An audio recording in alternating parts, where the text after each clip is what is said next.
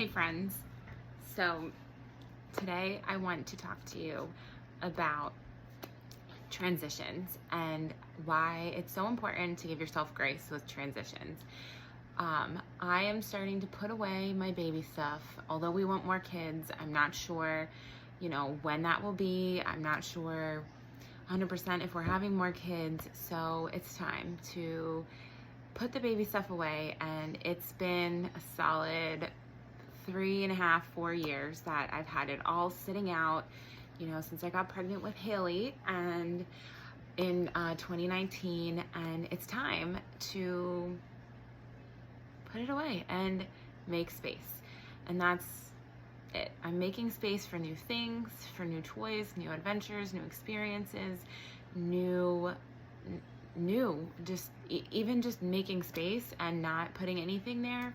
And that's good. It's hard to transition. It is a little, bittersweet that I'm putting an exerciser away, that I'm putting away, pacifiers and burp cloths and just the things that I put my babies in with my whole heart and watch them laugh and cry and just love them in. And as bittersweet as it is, it's exciting because it's opening our family up to new opportunities and new things we can do together. And it's not something I'm saying goodbye to in the least. We do want more kids, and that is something that I feel still called to have another child, but that doesn't mean I need the exerciser to sit out for a couple years until we decide that we want another baby, or if we adopt a child, whatever that might look like. I don't know what God has planned for us, and it seems like when I make a plan, God changes them. So that's all, part of it, and that's great. And it's okay to be, a little emotional about putting the things that you watched your babies be babies and grow up in, and that is okay. I'm not going to discredit my emotions and my feelings because it's emotional for me to say goodbye to those things or put them away or watch them be in the attic. As much as freeing as it is to have that extra space again and to not have a little baby that is constantly requiring attention anymore. Molly is only 1, so she does still require a lot of attention. It's still not the same as having a newborn or an infant that I'm nursing or bottle feeding all the time, all of those things that come with having a baby under 1.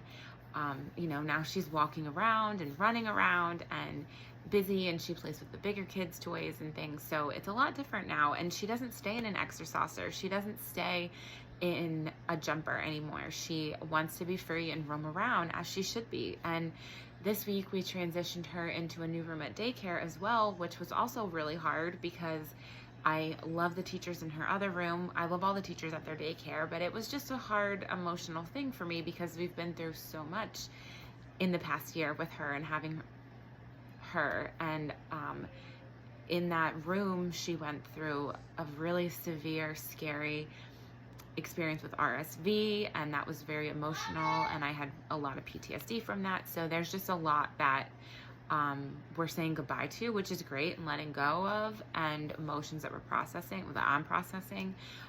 but at the same time making space, like I said. So I just want to encourage you today that you don't have to be sad about these things, that you can be emotional and let yourself go through them and feel them, but don't be hard on yourself for feeling those emotions, and don't be sad about them in the way that, oh, this is the end. Maybe twist your emotions to thinking, maybe try and look at it like, oh, this is the beginning of something new. This is the beginning of the next chapter. This is making space for all the new things that are going to come into our life and all the new things that we can do, since we don't have a little baby anymore. We have two toddlers and a big kid, and now we can do different things as a family that we couldn't do with an infant. So just want to encourage you today to give yourself that patience and grace and time to process those emotions, but also look ahead to the future and all the things that God has planned for you.